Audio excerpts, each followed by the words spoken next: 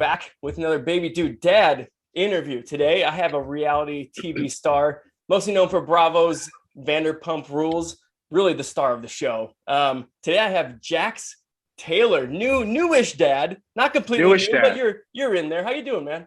I'm doing great. First of all, I want to say thank you so much for having me. I'm all about these dad podcasts. Anything dad related, I'm in it. I'm all in. This is kind of like what I've been waiting for my whole life, is to be part of this dad cult, this dad phenomenon. Especially with somebody, I don't know how old you are, but I'm a product of the 80s and 90s. So Yes. I'm a very nostalgic guy. So just being a dad and kind of doing everything that my dad did with my son, I'm just super excited for. So thanks for having me. Yeah, thanks for joining me. I'm the exact same way. I'm 38, so I'm up there as a dad as Oh, well. okay. I have a 4-year-old and a 2-year-old, just to throw that out as well. But yeah, the dad movement is huge, and It is. everyone's jumping on. I mean, if we're much different dad, like you said, 80s, 90s. Like, I love my dad. My dad's a great dad. But we're different. Like, we're Way expected different to do more. And we're expected to do more. Like I said, I'm a nostalgic guy coming from those times, and the things they do today. You remember when we were kids, we used to like complain, like, yeah, why do you guys, you're so lame, you're so lame. And now I'm that guy. Now I'm the lame one, keeping up with the Joneses and keeping up with the newest technology and this and that. I don't have time for it. I'm not gonna lie to you. I'm not learning anything new. I could barely keep up with what these kids say today. If I said this in social media today, if you're under the age of 25, I literally don't have any idea what you're talking about. None. It's Like, so you might as well funny. just be speaking a different language to me. Honestly, working, like I said, I work at a high school, so bet Oh, and no cap and on God and all this. I'm like, dude, what is can they happening? stop inventing words? Are these I, kids like, just stop inventing words, and just in society being okay with it? That's a word. When we were younger, we didn't invent words. And if you were like, they called your mom and like, this yeah, is not a word, and you got in trouble. Like, now they just invent whatever. It's like they have their own language. it's their own language, man. I mean, I've stuck with dude for the last like 30 years, so I'm gonna hang there. Is where I'm gonna stay. Okay. So Jax, like, having your son, it's his name's Cruz, right? James Cruz, CRUZ. Awesome. He's one, He is 15 months, a little 15 over months. one. Oh, so Yeah. he's starting to get fun, huh? And he's a lot. I mean, he's mobile. Let's just say that he is mobile. I was just looking back. I go, oh, that was me. Like, the newest thing now is climbing on the couch and standing up on the couch. That scares the shit out of me. I don't know if you say shit. I'm sorry. You're good. You're good. You're good. But he stands on the couch now. He just learned how to get on the couch last week. I thought, okay, I'm going to have a little time with that. Now, I mean, now we're at the point, 15 months, where like every day something's new, some kind of new. Well, that's new. I'm literally constantly saying, well, that was new. I haven't seen that yet. And it's like just gradually learning something every day. Like up to about 8 months, they're stuck in that, what do they call that thing that they all just lay in every day? And now he's just like every day. Like, you got to, like, now you have to keep up with them. Yeah. Oh no. And you've got to have energy to do that. And God, and they're fast. They're so fast. Like, I literally turn my head for a minute and they're in the snack cupboard, or they're touching something they're not supposed to touch, or turning on a light switch, or standing on the couch. I'm like, I just turned my head for 10 seconds. I was like, are you serious? yeah, God. And they find everything. They're just crawling around looking, what's this? Just like, oh my God, they're all over the place. But it's a lot of fun. it's a lot of fun. Yeah. And it's fun to watch them discover things and see something. My 2-year-old right now is a complete maniac. He has an older brother, so he wants to do everything, jump off the, wait till jumping happens. And like, Oh yeah. Lord have mercy. And the scratches on him, and all right, and I'm panicking. I'm like, where did that scratch come from? That scratch, I didn't hear him cry. That's something you would cry about. How did that happen? Like, I'm just constantly like, now he's just, like I said, once he gets mobile, now he just wants to take off. He just Right. takes off. What a trip. So, I mean, Yeah. well, there's one thing that your life has changed, but how in other ways, since having Cruz, has your life like changed to the right? Man, everybody said before I was going to be a dad, I was going to be the best dad, because I'm your typical Midwest guy that grew up with a Midwest father, blue collar. My dad did everything for me. Even as I got older, I knew how much it took for him to do. My dad secretly had another job. Like, we never went without. We always had what everybody else in the neighborhood had. Whether my parents could afford it or not, I didn't know that we had it. Little do I know later I got older in life that my dad had to work extra harder just to put us where we needed to be growing up. And, I lost my father 4 years ago, and he's my best friend. And it's been the toughest thing ever, just because, and I've been waiting my whole life just to be like my father. And, it's been a lot of fun so far. We're very blessed to where my wife and I can work from home. To be honest, I didn't see my dad till I was about 10 or 15, because those days, dads went to work. They got up at 8, they came home at 6, and they tucked you into bed. That was pretty much all I saw of my dad up until I was about 10 years old. And then, I started staying up a little later when I got older, and I got to see, okay, but it's crazy now that we spend so much time with our kids because a lot of us can work from home. A lot of us have looser schedules. And now both parents are playing a role in the kids growing up, where it was just basically the moms, in the 80s and 90s. Now both parents are playing a huge role. So I'm loving it. I'm watching, him grow like a weed, and I don't get to miss anything, which is awesome. It's just been a fun experience so far. Good, man. Yeah, I'm with you. I'm Midwest. I'm from Minnesota, so I'm the same, living in Los Angeles now, but I'm with you. Yeah. The dad going to work, and I see them more often. So it's super special and very important and very cool for sure. Yeah. Yeah. So becoming a dad, how have you seen relationships? Say you're a younger guy or an active and this and that. How have relationships changed in your life since becoming a dad? I know for myself, I had a lot of friends that kind of dropped off. I know you've been very public with your friends over this TV show and everything, but not just that. Like, have you had relationships change because you're a dad now? Yeah, of course. When you become a father too, you realize what is important and what's not. And the less I needed in life, I used to be younger. And I was like, man, I wanted so much. It's just, I feel like the less you need, the older you get. And man, I am. And you realize what is important, what your priorities are. Everything's changed. And I look back and I'm like, God, the things I used to care about as opposed to what I care about now are completely different. Have I lost some friends? I've lost a couple, but not really lost them. They just understand that I'm a dad now. They understand that, 98% of the time I'm not going to be able to make it, or I'm going to cancel. But I have a couple of group chats. I have my dad group chat. I have my golf group chat, and I have my friend group chat. And, there's only a couple guys left in my boys group chat that are not married. There's only a couple left, but it's changed because your free time is not really much your free time anymore. You got to pick and choose. You got to, Wednesdays is going to be my night to go out, where before that we'd go out every night. We lived in Hollywood, disposable income, you're having fun, going out, getting drunk or drinking. I don't want to say you're drunk, but you can drinking, right, 5 nights a week and not caring, not having to come home and wake up to anything because our schedules are so loose. Now, you go out and drink, your baby doesn't care if you're hungover. Like, so it's on you to wake up in the morning. In the beginning, I went out one time when my first, he was first born, and I found that out the hard way, waking up with a hangover and be like, Dad, I don't care if you're hungover. I need attention. I'm here. And it's like, I had to go through that. That was the worst. That really taught me a lesson right in the beginning. So it's a lot of planning right now. My friends are all still there. All my friends love my kid. They come over, they bring gifts, they hang out. Cruz is just a really lovable guy. But my going out has really stopped. My wife and I take turns. We don't have a babysitter yet. I'm not trying to get too far into things, but we don't have a babysitter yet. 15 months into it, we just can't find anybody. The people that we do find, we're just not sure about. And then, we have some celebrity friends of ours that offered their babysitters, and then they have had nightmares with them. So it's not like I grew up. It's a little different. The babysitters now today, the interview process and like all that going into it is a lot. My mom growing up, and she'd be like, yeah, that lady down the street down there, her name's Peggy. She's going to watch you. Just come on when the street lights come on. Like that's not it anymore. That's not how it is. I need to do an FBI check. I need to do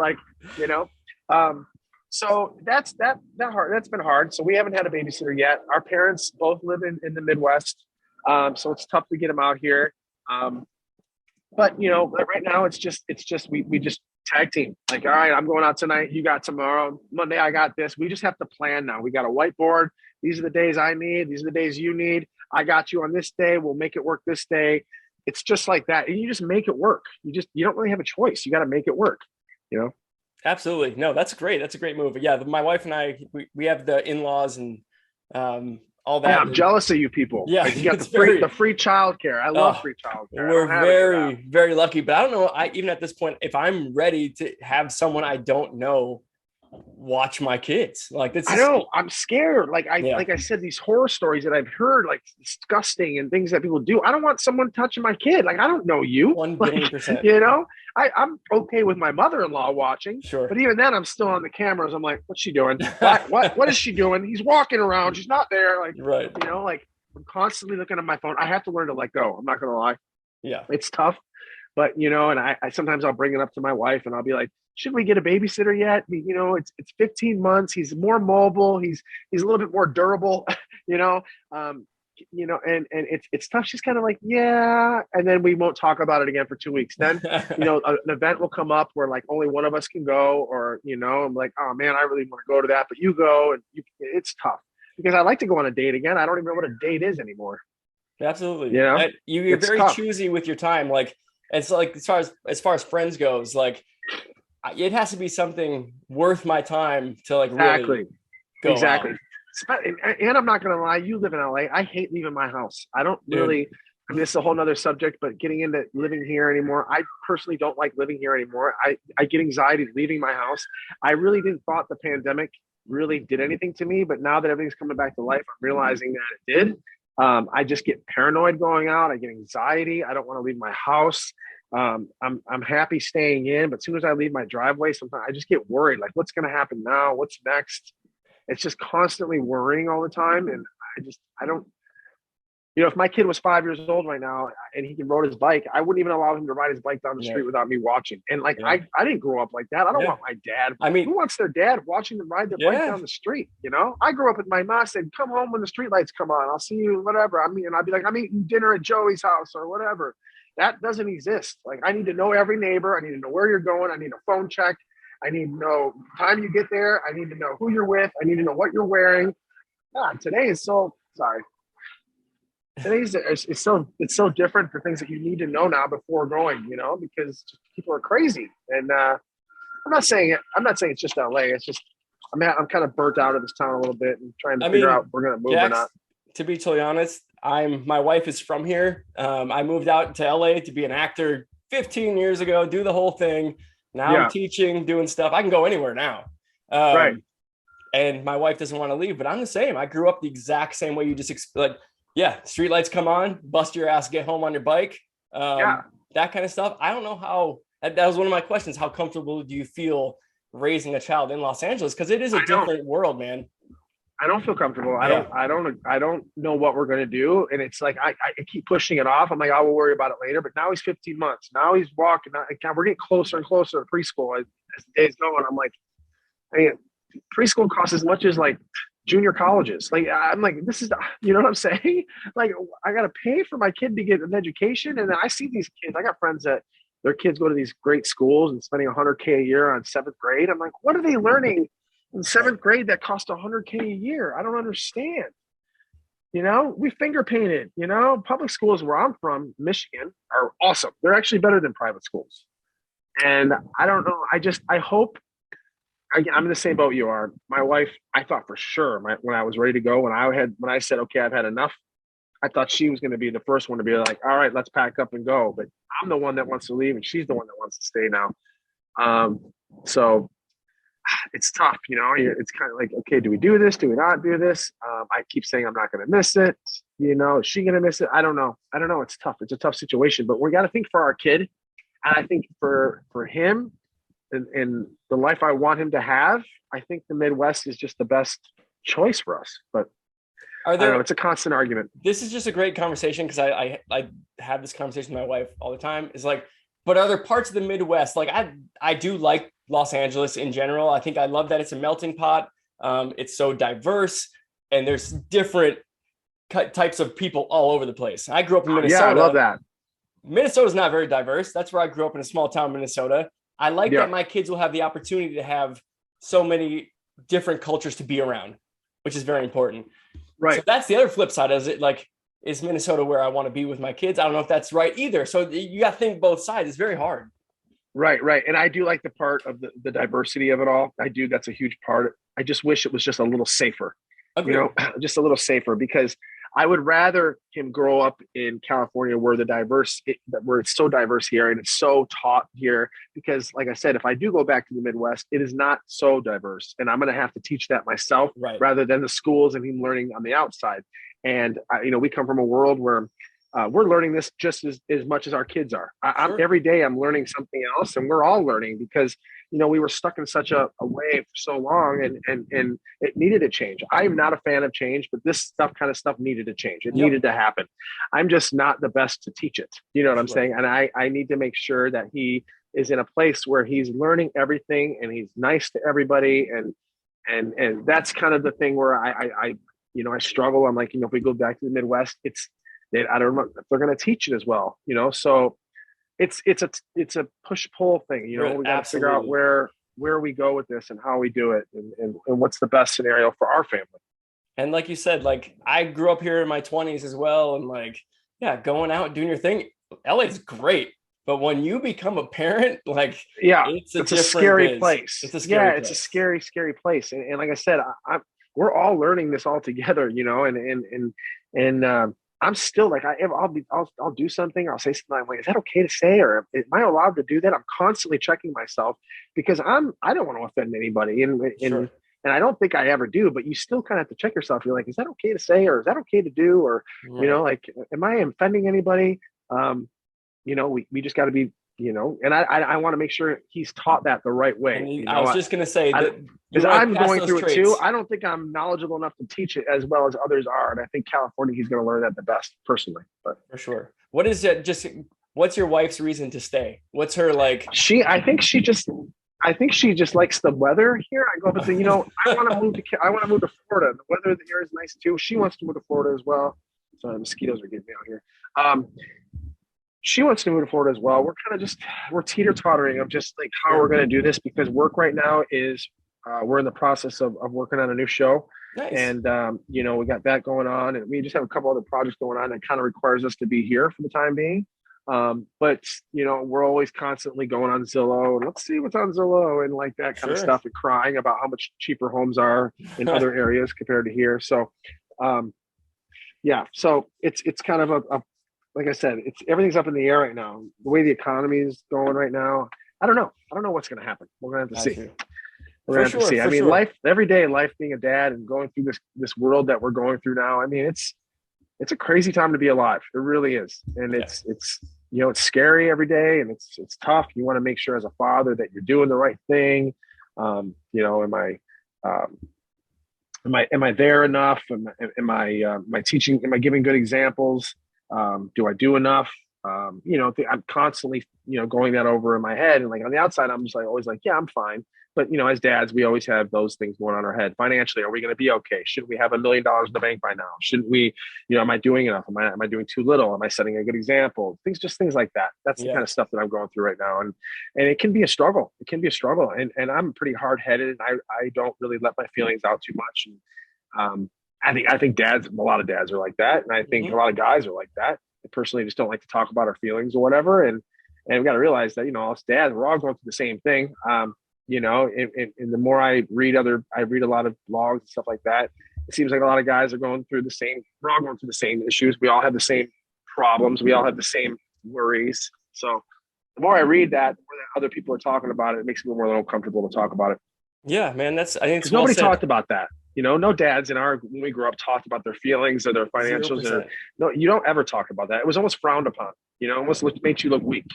Where I think nowadays it's nice to see that other dads are talking about it, and that's why I love doing these dad podcasts, because it makes other dads know, okay, hey man, they're talking about it. It's okay. And the more you hear, and the more you talk about it, the more you express helicopters.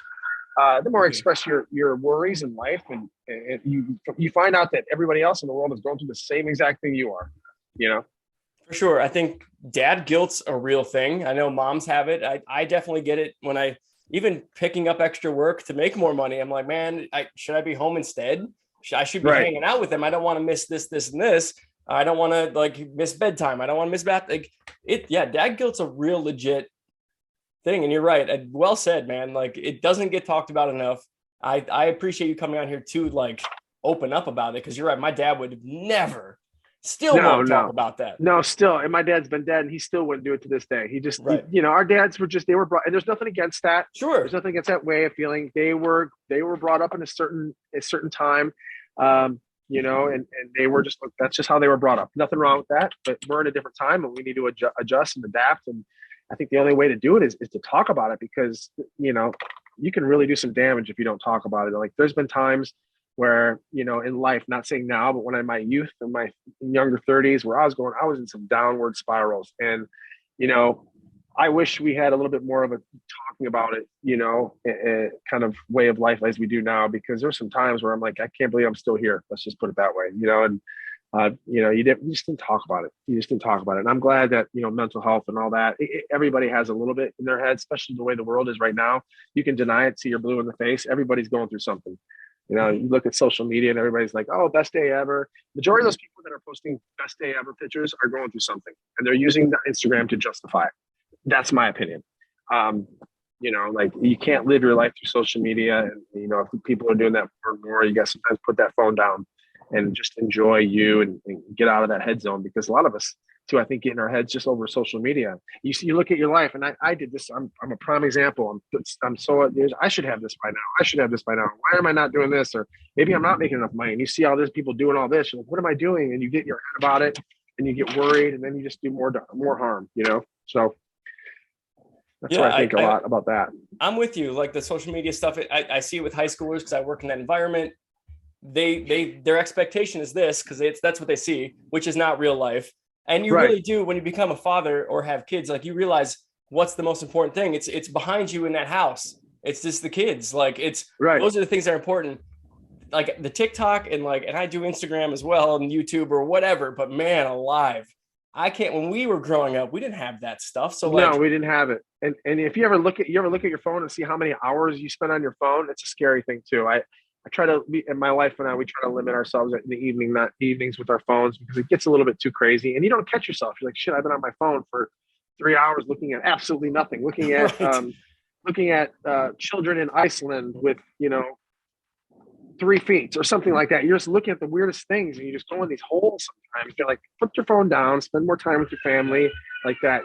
So even when we go out to eat, we don't bring our phones with us anymore. We kind of have to, let's talk. Living in the moment, for sure. Yeah, and it's scary, because our generation, our kids' generation is growing up like this, and they're not going to know how to be social, and they're not going to know how to talk and communicate, and how to, and that's scary. It's scary, man. And that's the thing, where do you stand with the social media with your kid? When do you start it? When do you allow it? Do you get them their own social media? Do you get them your own form of social media? At what age do you do that? Do you let them watch movies when they're kids? How long do you let them watch movies?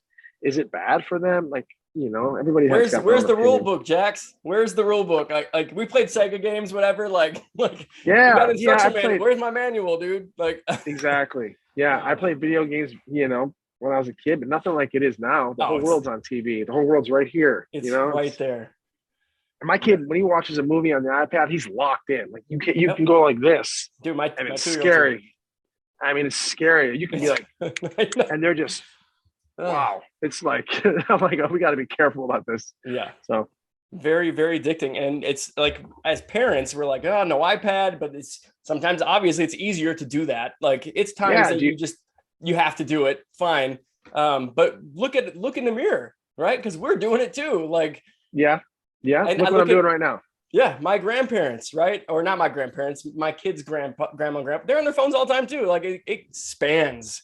It's a huge way. Anyway, we can move off social media. Growing up the way that you did, as I did, play catch with my dad, doing all that stuff. What are the things that you look forward to with Cruz? Going for like the activities like that. I could play catch all damn day. Let's go. Yeah. What do you look forward to? I look forward to, everything you said. Our plan is in our home, we are going to kind of throw him in everything and then just see what sticks. Whether it's baseball, whether it's gymnastics, whether it's dance, whatever, we're going to give him a little bit of everything and kind of just let him choose what he wants to do. I think that's the best way. I'm not going to, force anything, obviously. just kind of give them the option. I think that's the best way. I grew up in a household that was a very open door policy in our home. My mom and dad, they were like, hey, listen, if you want to try smoking cigarettes, I'll buy you the cigarettes. You'll smoke them right in front of me. You want to try drugs? I'll get you the drugs. You do it. I'll do it right in front of you. You want to try alcohol? I'll buy the alcohol. You do it right in front of me. We very there was a problem in school like that. You can come home. There was a window. We had a little window of time where, hey, you can't get in trouble. You tell us what's on your mind. We'll try to fix it.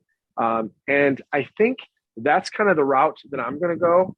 You don't want to be their friends. You're all their parent at the end of the day. So there's a very, very small sliver of how you balance that. You don't want to become, hey, I thought you were my friend. And, oh no, I'm your mom.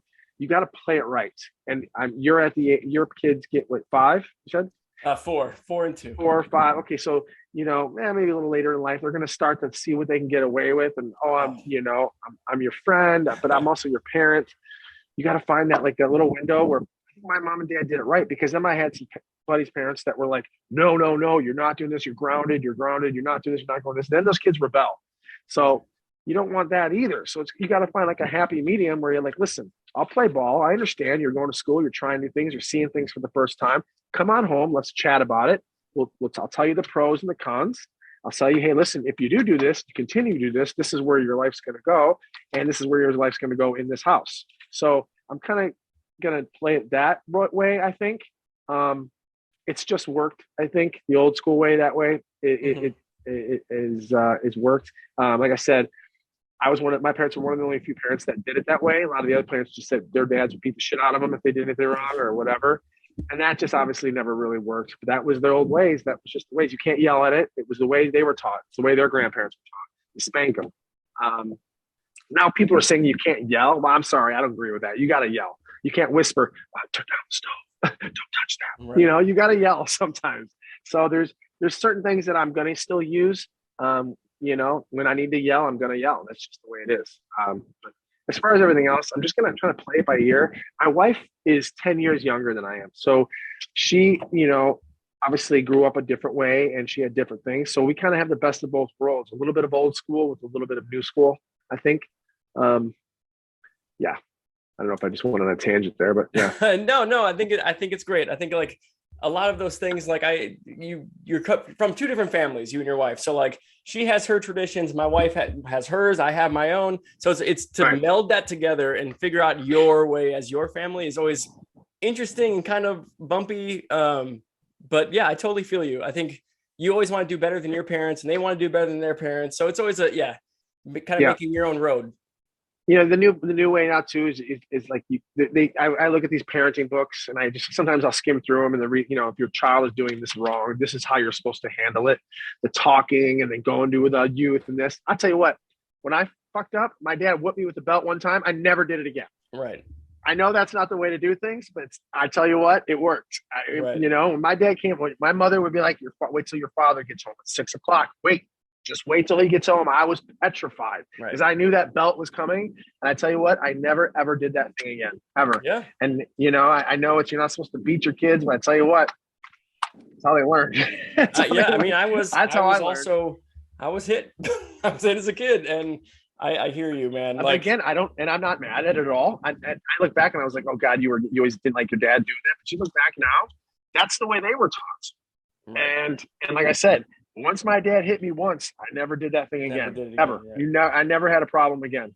So, some ways, are the good ways. I obviously can't do those anymore. Now, right. Teachers will call me and I'm beating my kids or something. And the thing is, Jax, parenting's just, it's goddamn hard.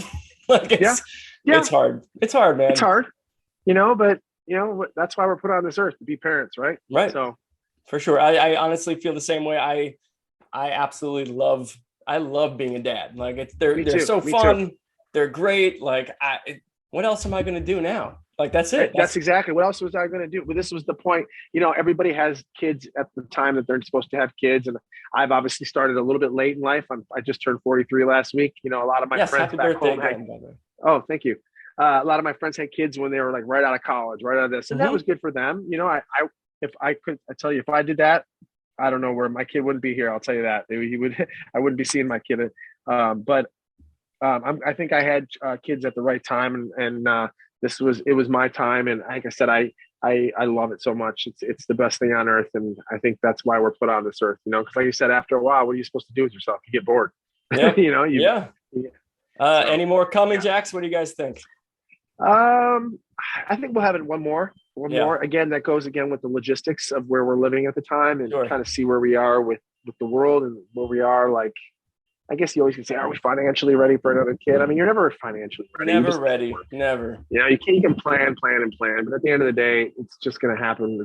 What is what is, you know? So, I think we'll have one more. Yeah. And, you know, my wife has other opinions. She wants to have three. I say two. So, you know, maybe two and another dog. Right. There's a give and take. There's a give and take there for sure. Yeah. Yeah. But cool, man. No, that's great. Thank you so much for popping on here, Jax. Like, yeah, man. really, thanks for having me. It was really cool interview. And to be like, I love that you came on here and we're kind of raw about it. Like, I kind of dig that. I think like you touch on things that most guys, and I've done a good chunk of these with dads, that they skim over things, but they're super nice about it. But yes, I love that you really dug in there. Yeah. Yeah. Thanks. No problem. Yeah. I mean, like I said, we're all, I'm kind of known for saying what everybody else is thinking. That's kind of my shtick. It's been for the last decade, actually for my whole life. I just say what other people are thinking. But yeah, I think, like you said, all day, we're all in this stuff together. The world's a crazy place right now. We're all adapting. We're all relearning. So we all kind of have to help each other out. You know, it's a stressful time to be alive, but it's a fun time as long as you're happy and healthy, and you know, you're waking up the next day. It's all gravy. But like I said, it's nice to check in with people once in a while and make sure we're all, you know, on the straight and narrow. Absolutely. Well, thank you again for taking the time out your day, getting outside a little bit with the mosquitoes, doing your thing. Yeah, they're bad out here. I gotta spray. Baby dude out. Again, thank you, Jax Taylor. No problem. Let me